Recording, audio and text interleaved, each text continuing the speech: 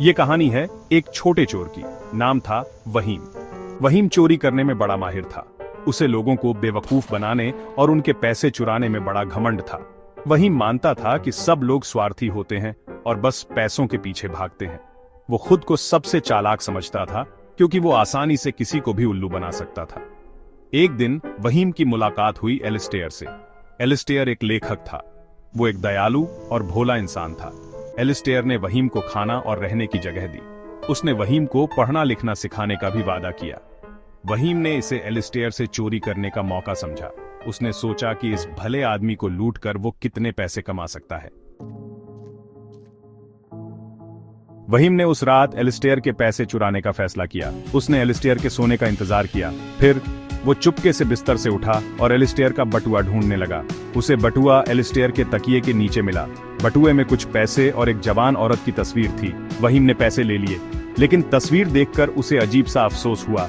Alastair की आंख खुल गई और उसने वहीम को बटुए के साथ देख लिया।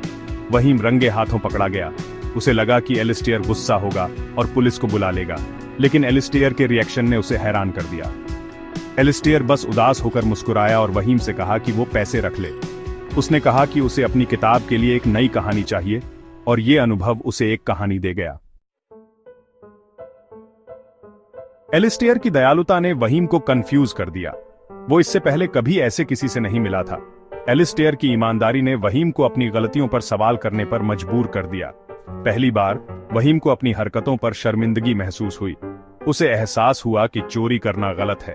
वो अब चोर नहीं बनना चाहता था। वो एक अच्छा इंसान बनना चाहता था।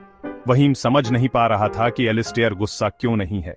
उसने एलिस्टेयर से पूछा कि वो चोरी के बारे में परेशान क्यों नहीं है। एलिस्टेयर ने बताया कि वो मानता है कि हर किसी को दूसरा मौका मिलना चाहिए।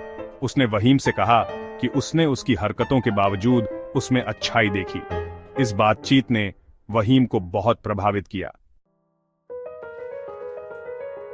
अगली सुबह वहीम ने चुराए हुए पैसे एलिस्टेयर को वापस कर दिए।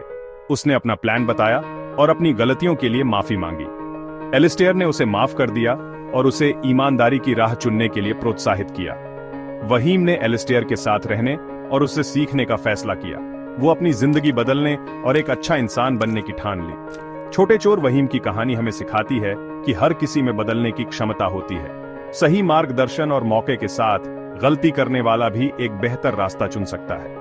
दया और विश्वास किसी के जीवन पर गहरा प्रभाव डाल सकते हैं। उन्हें अपना बेहतर रूप बनने के लिए प्रेरित कर सकते हैं।